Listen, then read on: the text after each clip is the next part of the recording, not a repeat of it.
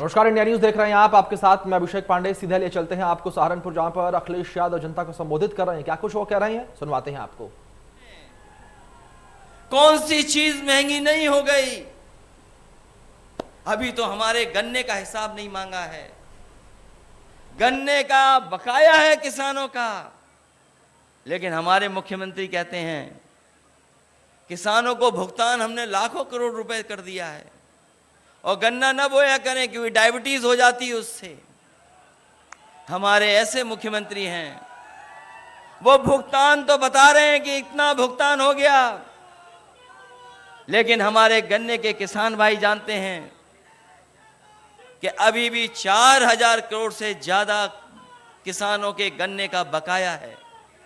खेतों में गन्ना खड़ा, पिछले साल का भुगतान नहीं। यहां धान नहीं होता, कम धान होता है, लेकिन जिस इलाके में गाड़ी से कुचला गया किसानों को, वो धान का इलाका है। धान की कीमत क्या सरकार ने तय की? 1000 रुपया कुंटल नहीं बेच पा रहा हमारा किसान। 1000 रुपया भी नहीं बिक रहा किसान का। गन्ने का भुगतान नहीं, धान का कीमत नहीं। और सहारनपुर वाले जानते होंगे, बताओ पेट्रोल 100 रुपए पार कर गया कि नहीं कर गया पार? 100 रुपए पार। ये सरकार रही तो पेट्रोल डीजल नीचे नहीं जाएगा, आसमान छू जाएगा।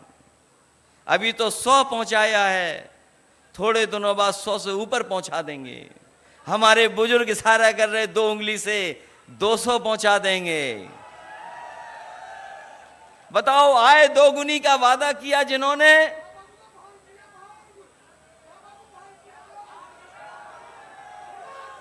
वो वाली बात बाद में होगी, अभी नहीं। आसमान छू रही महंगाई।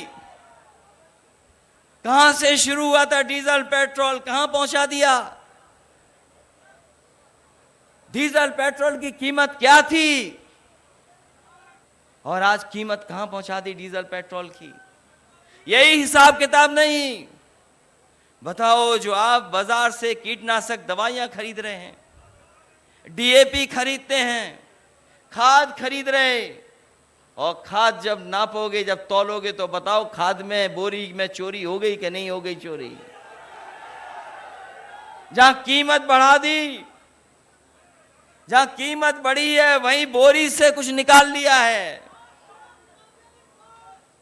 और अभी तो हमने इंसेक्टिसाइड, पेस्टिसाइड, जो और दवाइयां लेते हो, उसकी कीमत नहीं नापी है।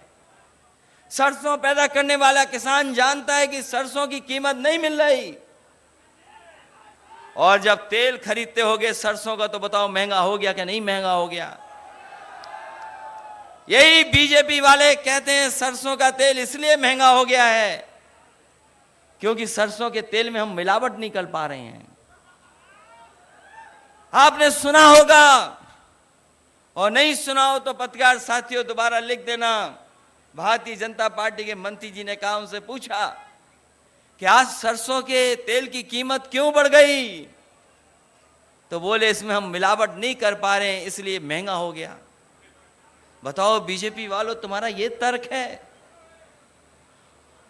ये तर्क तुम्हारा? कह रहे थे कि हम अर्थव्यवस्था को कहां पहुंचा देंगे। दिल्ली वाले कह रहे थे $5 ट्रिलियन इकोनॉमी की। हम लोग तो गिनती नहीं कर सकते, हिसाब किताब नहीं लगा सकते $5 ट्रिलियन की। और हमारे उत्तर प्रदेश के मुख्यमंत्री वैसे ही नकल कर लेते हैं।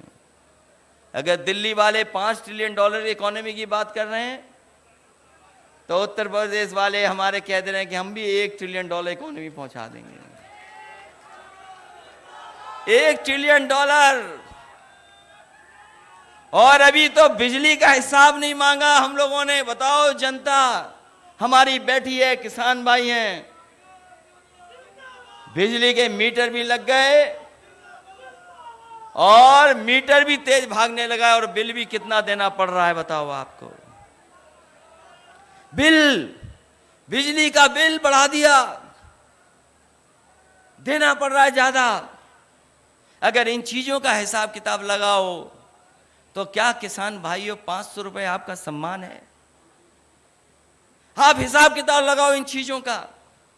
क्या 500 रुपया महीना जो आपको मिल रहा है वो कोई सम्मान है आपका? ये सम्मान नहीं दे रहे हैं। ये चुनाव से पहले जब आपके अकाउंट में पैसा भेज देते हैं, ये गरीब किसानों को धोखा देने का काम कर रहे हैं। क्योंकि अकाउंट में जब पैसा आ जाता तो हमारा किसान भाई सोचता है चलो कुछ तो आ गया, कुछ तो हमारी मदद हो गई। ये धोखा दे रहे हैं। जब आप अपने पूरे साल का हिसाब किताब लगाओगे तो आप महसूस करोगे कि आपके साथ धोखा देने का काम भारतीय जनता पार्टी कर रही है। धोखा है। और जिस समय गरीबों को सबसे ज्यादा जरूरत थी, जिस समय गरीबों को सबसे ज्यादा जरूरत थी, उस समय भारतीय जनता पार्टी के लोगों ने हमारी गरीब जनता को अनाज छोड़ दिया। कैसे भूल जाओगे कोरोना? कैसे भूलोगे?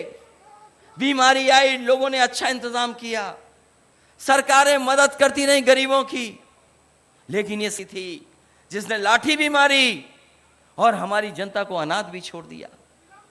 न जाने कितने लोगों की जान चली गई, न दवाई दे पाए, न अस्पताल में बेड दे पाए और न ही ऑक्सीजन का सिलेंडर दे पाए। लोग अपने आप भागते रहे। कोई सिलेंडर के लिए भाग रहा था, कोई अस्पताल में भर्ती कराने के लिए भाग रहा था, कोई लाइन लगा करके अस्पतालों में दवाई के लिए भाग रहा था। इस भारतीय जनता पार्टी ने गरीबों को अनाज छोड़ने का काम किया। न जाने कितने लोगों की जान चली गई, जाने चली गई, कोई परवाह सरकार ने नहीं की। और याद कीजिए वो तस्वीरें, आपने, हमने, सबने तस्वीरें देखी। हमारे देश का इतना अपमान कोई नहीं कर सकता था जितना भारतीय जनता पार्टी ने कोरोना के समय पर किया। हमारे गरीब लोगों के लिए दाह संस्कार के लिए लकड़ी नहीं दे पाए, और अगर कहीं दाह संस्कार हो भी रहा था, लोग जान न जाएं, उसको छिपाने के लिए टीन शेड लगाने का काम इसी सरकार के मुख्यमंत्री जी ने करने का काम किया। इससे ज्यादा दुख की बात क्या हो सकती है कि हमारे गरीबों का भी सम्मान से दाह संस्कार ये सरकार नहीं करा पाई। और मां गंगा जिसको हम और आप पवित्र मानते हैं, बताओ कितनी लाशें बह रही थी उसमें। चाहे वो गाजीपुर हो, बक्सर हो, बनारस के आसपास हो, इलाहाबाद हो, उन्नाव हो, कन्नौज हो, गंगा के किनारे लाशें बह रही थी। जब बीजेपी से पूछा कि ये लाशें कैसे बह रही हैं, तो बीजेपी के लोग कहते हैं कि उत्तर प्रदेश की नहीं है, ये बिहार से सब बह करके आ रही हैं। इतना बड़ा झूठ कोई नहीं बोल सकता है। कभी गंगा नहीं उल्टी बह सकती। ये यमुना का पानी जो ऊपर से बहता नीचे चला जाता है। बताओ, कोई हमें बता दो बुजुर्ग, कोई चीज नीचे से ऊपर कैसे आ जाएगी? कभी कोई चीज ऊपर से नीचे नहीं, ऊपर से नीचे तो बह सकती है, लेकिन नीचे से ऊपर कैसे आएगी कोई चीज, हमें बता दो। जब भारतीय जनता पार्टी से पूछा कि ये लाशें कहां से आ गईं, तो कहते हैं कि यूपी की लाशें नहीं हैं, ये सब बिहार से उल्टी बह करके आ गईं। जो लोग लाश पर झूठ बोल सकते हैं, गरीब को अनाज छोड़ सकते हैं, चुनाव आएगा तो न जाने क्या कर देंगे। क्योंकि वो जानते हैं भारतीय जनता पार्टी के लोग, इस बार जनता तैयार है भारतीय जनता पार्टी का सफाया करने के लिए। इसलिए सहारनपुर के लोगों, हम आपसे निवेदन और अपील करने आए हैं। ये चुनाव कोई छोटा चुनाव नहीं होने जा रहा है। ये छोटा चुनाव नहीं है, ये बहुत बड़ा चुनाव है। देश की तकदीर का चुनाव है। नौजवानों, तुम्हारे भविष्य का चुनाव है। किसान भाइयों, आपका चुनाव है। इन्होंने जो फैसले लिए हैं वो बड़े बड़े सेठ लोगों के लिए फैसले लिए हैं।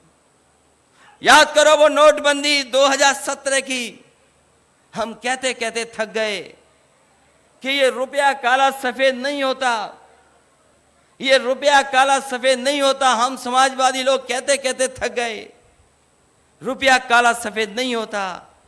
कोई चीज सफेद और काली होती वो तो हमारा आपका लेन देन काला सफेद होता है। बताओ, काला धन कहां खत्म हो गया?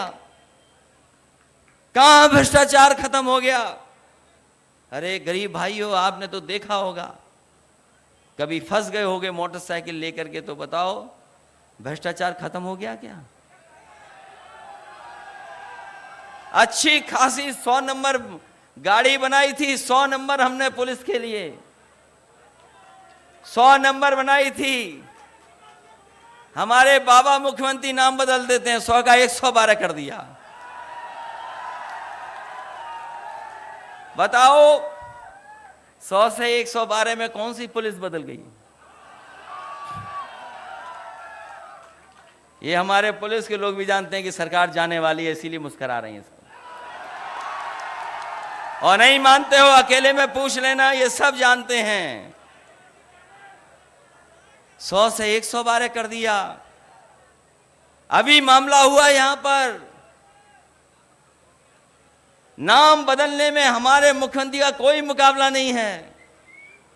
सहारनपुर के लोगों, अगर कोई पत्रकार साथी यहां से जाए लखनऊ मुख्यमंत्री जी से मिलने, तो जरूरी नहीं जिस नाम से मिल के आएगा वही नाम बचा रहेगा। अगर मुख्यमंत्री जी के पास गए तो नाम बदल देंगे। ये नाम बदलने वाले, रंग बदलने वाले लोग, धोखा देने वाले लोग, इतिहास बदलने का नाम करते हैं ये लोग, इतिहास। अभी आपने देखा होगा बगल में, बताओ बगल में देखा कि नहीं देखा? नाम बदल करके इतिहास मिटाना चाहते थे, लेकिन उन्हें बता दो ये वीरों की धरती है। ये वो लोग हैं जिन्होंने 1857 में इनके पूर्वजों ने अंग्रेजों को हिलाने का काम किया था। कौन भूल जाएगा? कोतवाल धन सिंह गुर्जर को इन्होंने 1857 में अंग्रेजों को हिलाने का काम किया था। जो इतिहास बदलेगा, जो नाम बदलेगा, चुनाव आएगा तो उनकी सरकार बदल देगा। ये हमारे लोग हैं। इसलिए ये चुनाव का समय है। पिछली बार 4 जनवरी को तारीख आ गई थी चुनाव की, 4 जनवरी को। आज हम और आप लोग अक्टूबर में बातचीत कर रहे हैं, एक दूसरे से मिल रहे हैं। अभी त्योहार चल रहा है, नवरात्र के दिन हैं, दशहरा, दिवाली, सब त्योहार मनाइए। और दिन नहीं बचे हैं, हिसाब किताब लगाओगे तो बहुत कम दिन बचे हैं। ये जो सरकार में बैठे हुए अन्याय कर रहे हैं उनके दिन बहुत कम हैं। और हमारा इतिहास बताता है, हमारी गाथाएं बताती हैं, कहानियां बताती हैं, हमारे जितने भी ग्रंथ हैं वो बताते हैं कि कोई भी अहंकारी हुआ है वो बचा नहीं है। अहंकारी को जनता ने सबक सिखाने का काम किया। ये अहंकारी तो है कि हम एफआईआर नहीं लिखेंगे, हम दोषियों को नहीं पकड़ेंगे, ये अहंकारी तो है। आपने गाड़ी से कुचल दिया, एफआईआर नहीं लिख रहे थे। जब दल लड़े, समाजवादी लोग लड़े, हर जगह पर लड़े, गिरफ्तारी दी, पुलिस से टकरा गए, तब जाकर के देखो ये एफआईआर लिखी जा रही है, जेल भेजना पड़ा। बताओ, गृह राज्य मंत्री, उनके बेटे पे आरोप और सरकार बचा रही हो, और जांच अगर करने कोई जाएगा तो बताओ कैसे जांच होगी? अगर कोई गृह राज्य मंत्री होगा तो पुलिस का कोई अधिकारी जाएगा तो पहले सैल्यूट मारेगा, सैल्यूट मार करके पूछेगा, और पूछने के बाद फिर सैल्यूट मारेगा, तब जाएगा। तो बताओ कौन सी जांच हो जाएगी?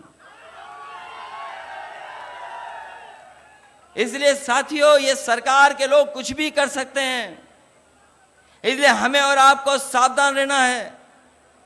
हमारे देश की पहचान है कि हम सब एक होकर के रहे हैं, हमारा समाज मिलजुल करके रहा है। दुनिया में जो हमारी पहचान है वो यही पहचान है कि सब जाति के लोग, सब धर्म के लोग मिल करके रहते हैं, एक साथ रहते हैं, एक छत के नीचे रहते हैं। ये हमारी पहचान है। ये इसीलिए कभी जात पर, कभी धर्म पर बात करते हैं, क्योंकि कारोबार और काम हमें जोड़ता है। कारोबार पे बात नहीं करेंगे क्योंकि कारोबार हमें और आपको जोड़ता है। काम हमें जोड़ता है, हमें और आपको। अर्थव्यवस्था हमारी और आपको जोड़ती है। इसलिए कारोबार पे ये बात नहीं करेंगे, कारोबार पे बात नहीं करना चाहते हैं, क्योंकि समाज जुड़ करके रहता है कारोबार से। कोई खेती करता है, कोई बुनता है, कोई पहनता है, कोई सिलता है, कोई काटता है, क्योंकि कारोबार हमें जोड़ता है। ये कारोबार को ठप कर रहे हैं, एक एक करके सब चीजें बेच दे रहे हैं, बिकना शुरू हो गई चीजें। हवाई जहाज बिक गए, हवाई जहाज जहां खड़े होते हैं वो एयरपोर्ट बिक गए। पहले हवाई जहाज बेच दिए, एयरपोर्ट बेच दिए, अब ट्रेनें भी बिक रही हैं और बाद में रेलवे स्टेशन भी बिक जाएंगे। सब चीजें बेच दे रहे हैं, सब चीजें। और जब सब चीजें बिक जाएंगी तो बताओ, जो संविधान में बाबा साहब ने जो हमें अधिकार दिए, उन अधिकारों का क्या होगा?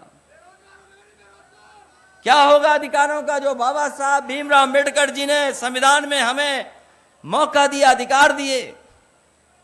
ये चीजें जब बिक जाएंगी तो कोई नहीं हमें सम्मान देगा, कोई स्थान नहीं देगा।